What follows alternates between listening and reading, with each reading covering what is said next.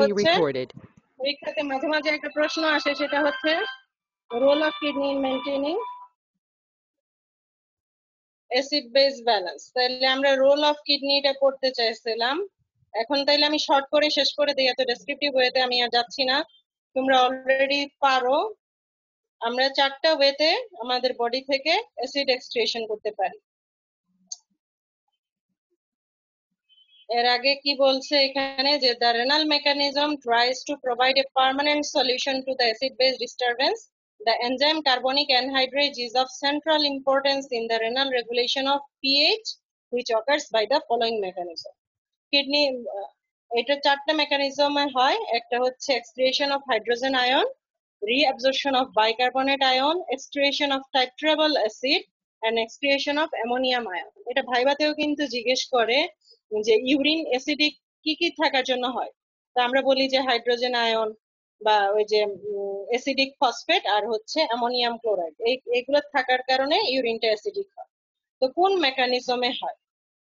এক হচ্ছে hydrogen ion সে excoriation করে। আমাদের বডি থেকে হাইড্রোজেন আয়ন এক্সক্রিয়েশন করার একটাই রুট আছে, সেটা হচ্ছে কি kidney. So kidney is the only route through which hydrogen ion can be eliminated from the body.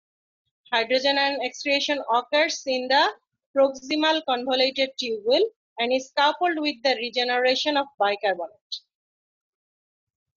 Regeneration of bicarbonate. এখানে আমরা দেখো কি দেখাইছি যে কার্বন ডাই অক্সাইড এবং ওয়াটার কার্বনিক অ্যানহাইড্রেজের মাধ্যমে তৈরি করবে হচ্ছে কার্বনিক অ্যাসিড, যেটা ডিসোসিয়েট হয়ে তৈরি করবে হাইড্রোজেন আয়ন এবং বাইকার্বনেট আয়ন।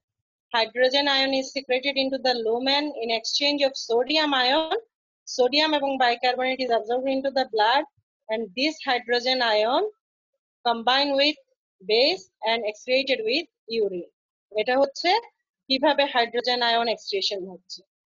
দেন বাইকার্বনেট আয়ন কিভাবে রিঅ্যাবজর্পশন হয়, মোটামুটি একই রকমের মেকানিজম। সেটা হচ্ছে কি, the normal urine is almost free from bicarbonate. Bicarbonate freely diffuse from plasma to tubular lumen. এই যে এখানে দেখো প্লাজমা থেকে যে বাইকার্বনেট ছিল সেটা ফ্রিলি ডিফিউজ হয়ে চলে আসছে লুমেনে। লুমেনে আসার পরে সে সিক্রেটেড হাইড্রোজেন আয়নের সাথে সে কি করলো, কম্বাইন করলো। কম্বাইন করার পরে সে কার্বনিক অ্যাসিড তৈরি করলো এবং কার্বনিক অ্যাসিড ডিসোসিয়েট হয়ে ওয়াটার এবং কার্বন ডাই অক্সাইড তৈরি হয়।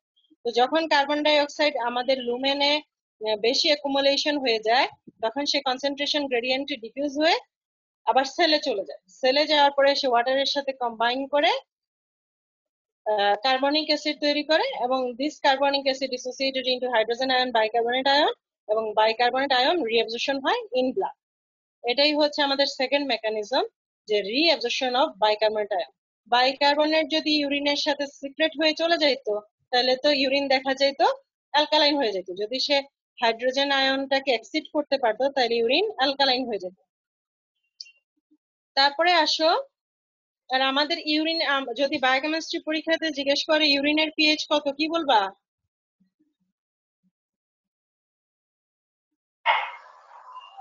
4.5 to 6.8. 6.6 to 6.9. হ্যাঁ 6.9 পর্যন্ত বলবা, ঠিক আছে? তোমাদের ফিজিওলজি বইতে আছে 4.5 টু একেবারে 8 পর্যন্ত আছে না? 8 পর্যন্ত আছে বোধহয়, আমি শিওর না, ফিজিওলজি তো আর অনেকদিন পড়ি না। তো 4.5 টু 8 পর্যন্ত আছে। ওইটা তোমাদের ফিজিওলজির জন্য বা তোমাদের ম্যাডামরা যেটা বলতে বলে সেটা বলবা, কিন্তু বায়োকেমিস্ট্রিতে কিন্তু 4.5 ও বলবা না, ওইটা হচ্ছে লিমিটিং পিএইচ। হ্যাঁ, নরমাল ইউরিনের পিএইচ কত বললে তুমি বলবা 6.1 টু 6.9। এটা হচ্ছে আমাদের অ্যাসিডিক। আমরা বলি কি ইউরিন হচ্ছে অ্যাসিডিক, আমরা কিন্তু বলি না যে ইউরিন অ্যালকালাইন অথবা অ্যাসিডিক অ্যালকালাইন দুইটাই, সেটা বলি না, অ্যাসিডিক বলি। সো অ্যাসিডিক পিএইচ এর মধ্যে থাকতে হবে। তারপরে আসো excretion of titrable acid. Titrable acidity is a measure of acid excretion into urine by the kidney. কিডনির মানে কিডনি দিয়ে কতটুকু অ্যাসিড আমার ইউরিনে পাস করবে, এই মেজারটা হচ্ছে কি titrable acidity.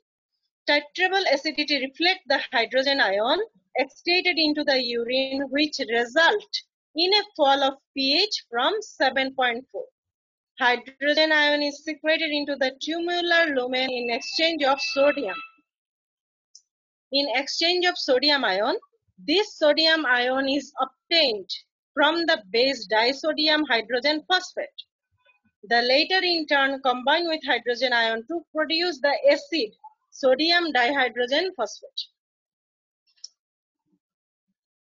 in which form the major quantity of titrable acid in urine is present. As the tubular fluid move down the renal tubule, more and more hydrogen ion are added, resulting in the acidification of urine. আমরা ছবিতে চলে যাই।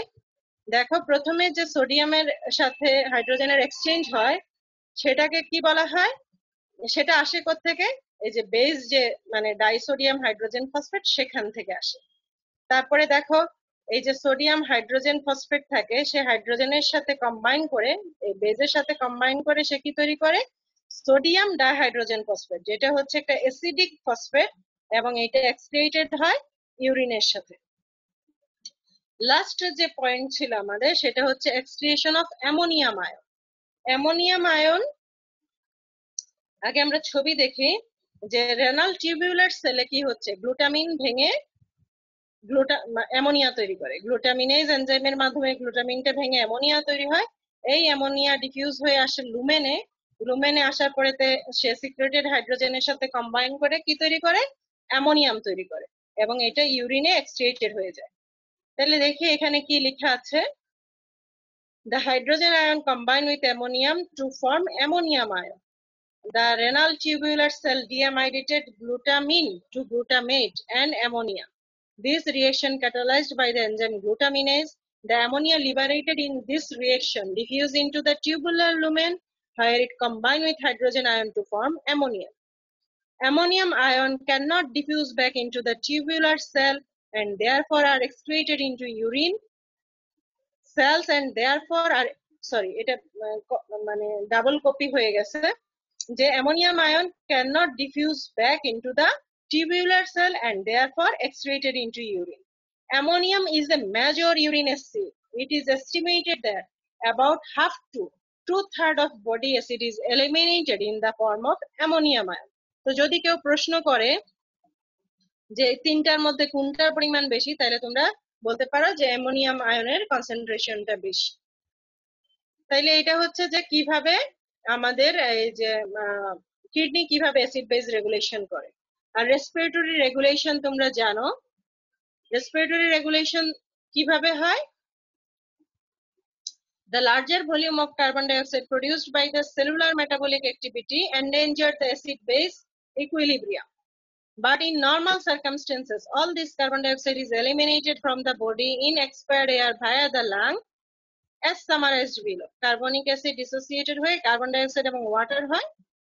The rate of respiration is controlled by a respiratory center located in the medulla of the brain. This center is highly sensitive to change in the pH of blood.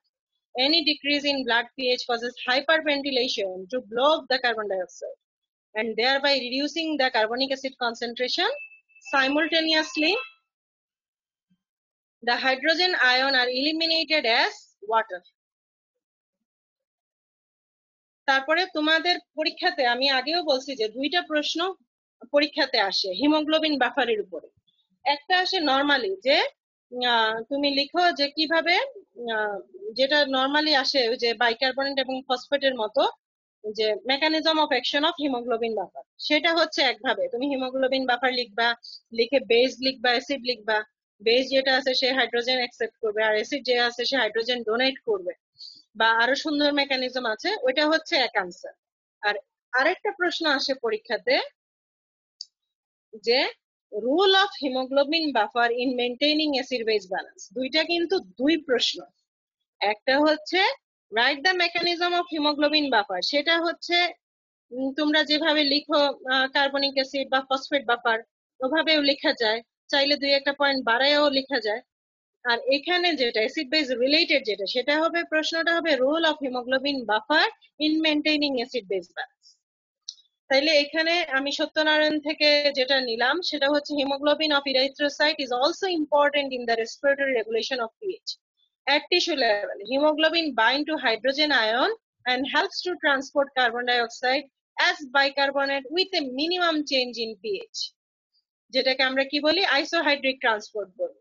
in the lung as hemoglobin combined with oxygen, hydrogen ion are removed, which combine with bicarbonate to form carbonic acid, the later to released carbon dioxide to be exhaled.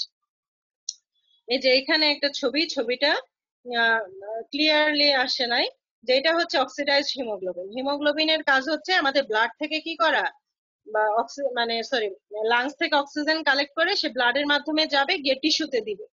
So সে যখন টিস্যুতে oxygen দিচ্ছে, তখন সে টিস্যুতে যে carbon die অক্সাইডটা produce হয়েছিল, সেই carbon die অক্সাইডটাকে সে প্রথমে carbonic অ্যাসিডে convert করে সেটা bicarbonate এবং হাইড্রোজেন আয়নে হয়ে এই হাইড্রোজেন আয়নটাকে সে অ্যাকসেপ্ট করলো এবং অক্সিজেনটাকে সে ছেড়ে দিল। তারপরে এটা কি হলো, রিডিউসড হিমোগ্লোবিন হলো।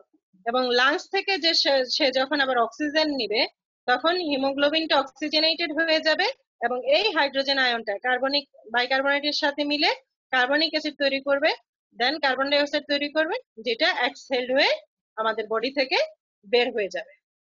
তো এটা হচ্ছে role of haemoglobin buffer.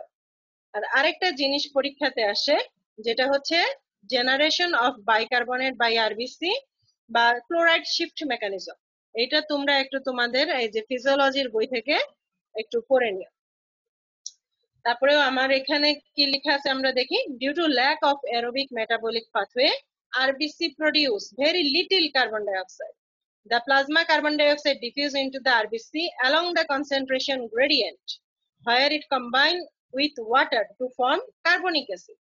This reaction catalyzed by carbonic anhydrase, and carbonic acid dissociate to produce hydrogen ion and bicarbonate ion. Hydrogen ion are trapped and buffered by hemoglobin, যেটা আমরা একটু আগে দেখলাম। As the concentration of bicarbonate increase in RBC, it diffuse into the plasma along with the concentration gradient in exchange of chloride ion to maintain electrical neutrality. This phenomenon referred to as chloride shift, which helps to generate bicarbonate.